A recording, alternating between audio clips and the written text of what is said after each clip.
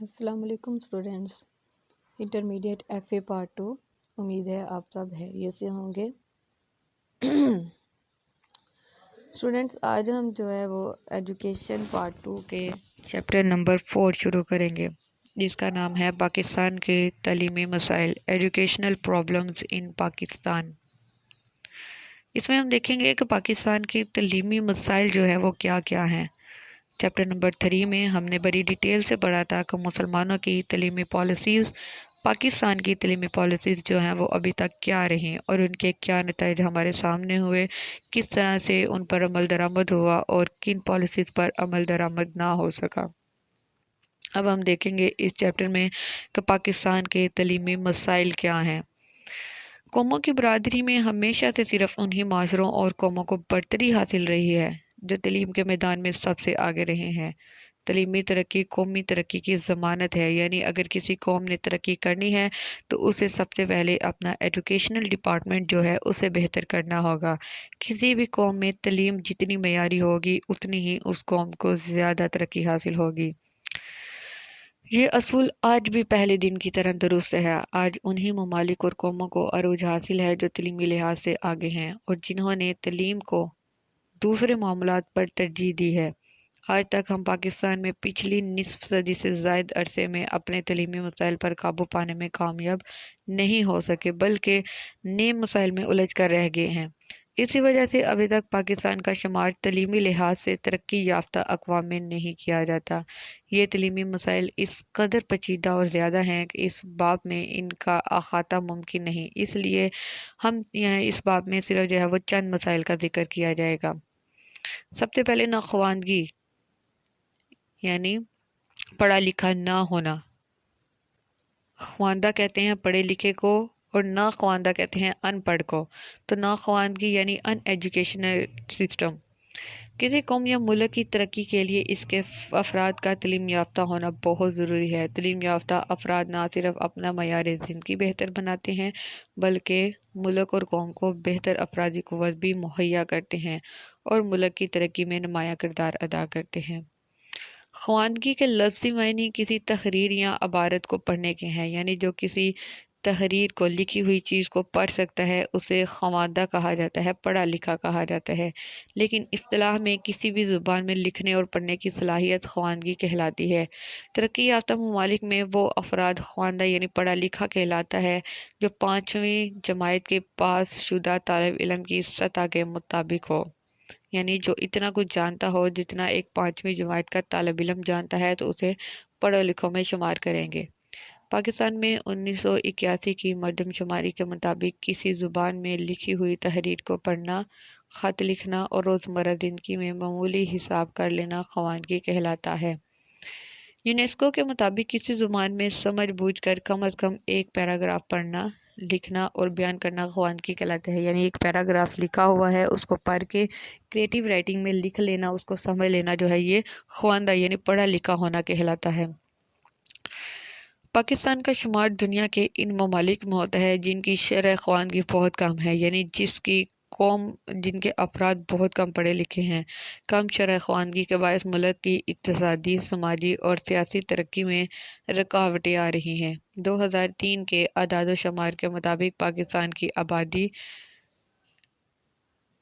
51.6% حصہ خواندہ ہے۔ مردوں کی شرح خواندگی 62.8% جبکہ عورتوں میں خواندگی کی شرح 40.2% ہے، یعنی ہر 2 مردوں میں سے ایک ناخواندہ اور ہر 3 عورتوں میں سے 2 ناخواندہ ہیں، یعنی عورتوں میں ناخواندگی ایسی عورتوں کی شرح زیادہ ہے جو پڑھی لکھی نہیں ہیں۔ خواندگی کی صورتحال میں دیہی یعنی دیہاتوں اور شہری آبادی میں بھی نمایاں فرق موجود ہے۔ شہری آبادی کا 69% اور دیہی آبادی کا 41% حصہ خواندہ ہے۔ دیہات میں خواتین کی شرح خواندگی 27% ہے، یعنی 4 دیہاتی عورتوں میں سے 3 ناخواندہ ہوتی ہیں۔ اقتصادی لحاظ سے پاکستان کا شمار ترقی پذیر ممالک میں ہوتا ہے، لیکن خواندگی کے اعتبار سے ہمارے ملک کی صورتحال بہت زیادہ بہتر نہیں ہے۔ ہمسایہ ممالک بھارت، چین، سری لنکا وغیرہ ہم سے ایجوکیشن میں بہت زیادہ آگے ہیں۔ یہاں نیچے پر ایک چارٹ دیا گیا ہے جس میں ممالک کی شرح خواندگی کو بیان کیا گیا ہے۔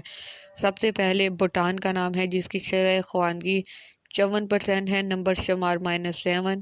اس کے بعد بنگلہ دیش جس کی شرح خواندگی 65، نمبر 3 پہ پاکستان جس کی شرح خواندگی 60،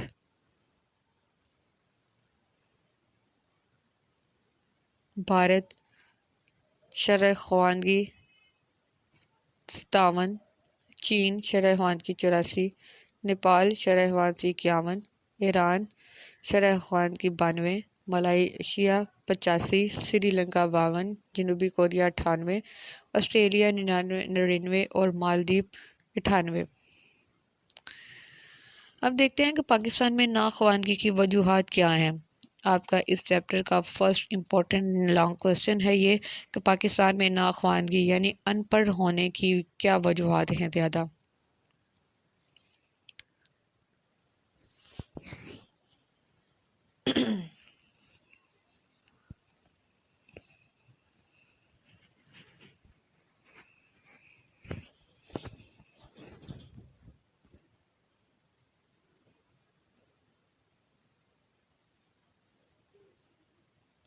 پاکستان میں ناخواندگی کی وجوہات میں سب سے پہلی بڑی وجہ ہے آبادی میں اضافہ۔ کہ پاکستان میں آبادی میں تیز رفتاری سے جو اضافہ ہو رہا ہے وہ بھی اس میں ناخواندگی کی سب سے بڑی وجہ ہے۔ ملک میں شرح خواندگی میں تقریباً 1% سالانہ اضافہ ہوتا ہے جبکہ آبادی کی شرح 2% کے قریب ہے۔ آبادی کے بڑھنے سے اقتصادی اور معاشرتی وسائل پر دباؤ بڑھتا ہے جس کی وجہ سے پوری آبادی کے لیے تعلیمی سہولتیں فراہم نہیں ہو سکتی۔ پاکستان میں اس وقت بھی 5 سے 9 سال کی عمر کے تقریباً 54 لاکھ بچے اسکول میں داخلہ نہیں لے سکے۔ دوسرا، اسکولوں کی کمی۔ پاکستان میں تعلیم حاصل کرنے والے عمر کے بچوں کی تعداد کے مناسبت سے تعلیمی اداروں کی کمی ہے۔ اگرچہ اب سرکاری اور نجی یعنی پرائیویٹ طور پر بہت سارے تعلیمی ادارے کھولے جا رہے ہیں، لیکن دیہاتی علاقوں میں ابھی تک تمام بچوں کے لیے تعلیمی ادارے موجود نہیں ہیں۔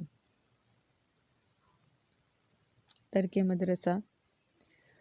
اپنی تعلیم ادھوری چھوڑ دینے والے بے شمار بچے ناخواندہ لوگوں کی تعداد میں اضافے کا باعث بنتے ہیں۔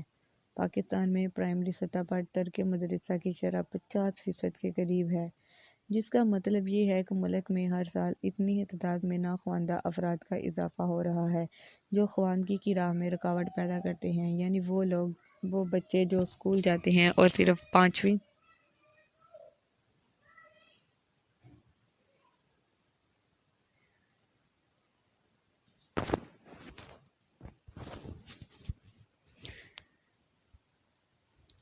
کے بعد ہی اپنا اسکول جانا جو ہے وہ چھوڑ دیتے ہیں، تو ایسے ہی افراد جو ہیں وہ ناخواندہ کہلاتے ہیں، اور یہ ہر سال جو ہے ناخواندہ افراد میں اضافہ کرتے ہوئے خواندگی کی راہ میں رکاوٹ بنتے ہیں۔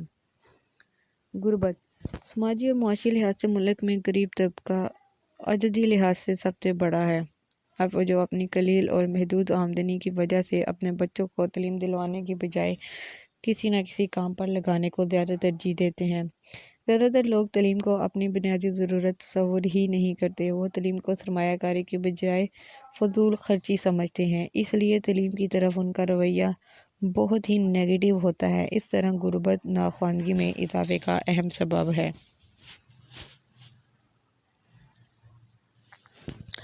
یعنی غریب طبقہ اپنی ضروریات کو پورا کرنے کے لیے اپنے بچوں کو اسکول میں بھیجنے کی بجائے ان کو کسی کام پر لگوانے کو زیادہ ترجیح دیتے ہیں۔ ان کے لیے تعلیم جو ہے یہ ان کے لیے ایک زیور نہیں بلکہ فضول خرچی کا جو ہے وہ نظریہ رکھتے ہیں کہ تعلیم حاصل کرنا جو ہے فضول خرچی ہے، کل کو بھی ہمارا بچہ بڑا ہو کر کسی فیکٹری میں یا کسی کے ہاں مزدوری ہی کرے گا، تو کیوں نہ آج ہی ہم اپنے ضروریات کو پورا کرنے کے لیے اس بچے کو جو ہے وہ کام پر لگا دیں۔ یہی سوچ اور غربت جو ہے یہی ناخواندگی کی ایک اہم ترین وجہ ہے پاکستان میں۔ تعلیم بالغاں کی کمی۔ پاکستان میں بالغوں کی تعلیم کے لیے بہت سے منصوبے بنائے گئے لیکن سماجی اور اقتصادی مسائل کی وجہ سے ان پر پوری عمل نہ ہو سکا۔ اس طرح تعلیمی اداروں میں داخلہ نہ لینے یا ترک مدرسہ کے سبب اسکول سے باہر رہ جانے والے بچے بالغ ہو کر بھی ناخواندگی کا شکار رہتے ہیں۔ تعلیم نسواں یعنی عورتوں کی تعلیم۔ دنیا کے تمام قدیم اور جدید معاشروں کی ترقی میں عورتیں بھی مردوں کے ساتھ برابر شریک رہی ہیں۔ ان کے بغیر معاشرے کا وجود ممکن ہی نہیں ہے۔ یوں بھی آبادی کا تقریباً نصف حصہ عموماً عورتوں پر مشتمل ہوتا ہے، جن کی متوازن شرکت کے بغیر کسی بھی معاشرے میں ترقی کا عمل مطلوبہ رفتار سے جاری نہیں رہ سکتا، جو صرف تعلیم کے ذریعے ہی ممکن ہے۔ علم حاصل کرنا جتنا مرد کے لیے ضروری ہے، اتنا ہی عورتوں کے لیے بھی ضروری ہے۔ اسلام نے کسی تفریق کے بغیر تعلیم کو عورتوں اور مردوں کے لیے یکساں طور پر فرض قرار دیا ہے۔ حدیث مبارکہ کا مفہوم ہے اطلب العلم فریضۃ علی کل مسلم، کہ علم حاصل کرنا ہر مسلمان پر فرض ہے۔ ہر مسلمان سے مراد یعنی ہر مسلمان مرد اور عورت دونوں پر فرض ہے۔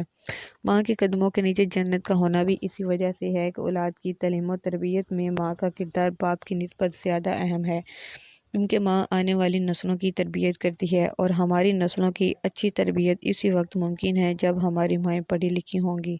ماں کی گود بچے کی تعلیم کا ابتدائی گہوارہ ہوتی ہے۔ ہر بچہ اپنی ماں کی گود سے اپنے ارد گرد کے ماحول اور دنیا کے بارے میں جاننے کا آغاز کرتا ہے۔ کیا اچھا ہے اور کیا برا ہے، کس بات میں فائدہ ہے اور کس میں نقصان ہے۔ باہمی رشتوں، تعلقات کی نوعیت، ان کی عادات، رویے اور اقدار ماں کی تعلیم و تربیت سے ہی جنم لیتے ہیں۔ ماں کے کردار کے علاوہ بھی خواتین معاشرے کی ترقی میں مختلف کردار ادا کرتی ہیں۔ عورتوں کے مسائل کو مردوں کی نسبت ایک تعلیم یافتہ عورت زیادہ بہتر سمجھ سکتی ہے۔ زندگی کے بہت سے شعبوں میں خواتین بہت اہم کردار ادا کرتی ہیں۔ خواتین ہمدرد، ڈاکٹر یا نرس، قابل معلمہ یعنی استاذہ، اچھی میزبان، امور خانہ داری کی ماہر، ذمہ دار پولیس آفیسر اور احساسی وکیل کے طور پر معاشرے کی ترقی میں اپنا مؤثر کردار ادا کرتی ہیں، بلکہ مقامی، صوبائی اور مرکزی سطح پر سیاست میں حصہ لے کر معاشرے کو بہتر بنانے میں اہم کردار ادا کرتی رہی ہیں۔ انسان کی تمدنی زندگی میں عورت کو مرکزی حیثیت حاصل ہے۔ تخلیق، تربیت، پرورش اس کی فطرت کے اہم حصے ہیں۔ عورت کے یہ جوہر معاشرے کی ترقی کی بنیاد ہیں۔ وہ معاشرے کی فلاح و بہبود اور ترقی میں اہم کردار ادا کرتی ہیں۔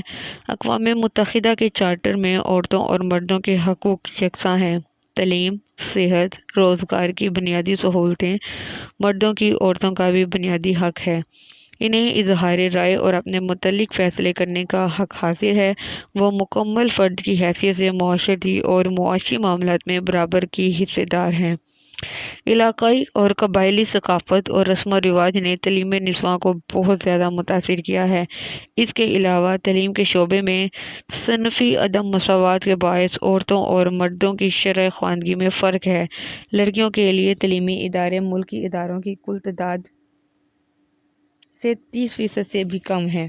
کسی بھی معاشرے کے نصف حصے کے معاشرتی اور معاشی ترقی سے الگ رہنے سے مکمل ترقی کا تصور ناممکن ہے۔ پاکستان میں اب تک عورتوں کو مردوں کے برابر تعلیمی ترقی کے مواقع دستیاب نہیں رہے، اور ان کو تعلیمی سہولتیں بھی مردوں کے مقابلے میں کم حاصل رہی ہیں۔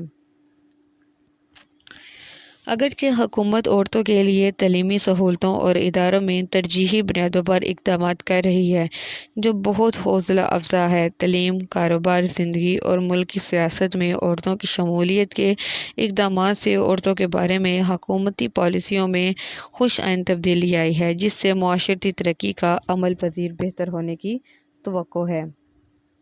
ویڈیو پسند آئی تو لائک کریں، اپنی رائے کمنٹ کریں۔ ایسے ہی مزید ویڈیوز کے لیے ہمارا چینل سبسکرائب کریں اور بیل کا آئیکن دبائیں تاکہ آپ کو ہر ویڈیو کا نوٹیفیکیشن ملتا رہے۔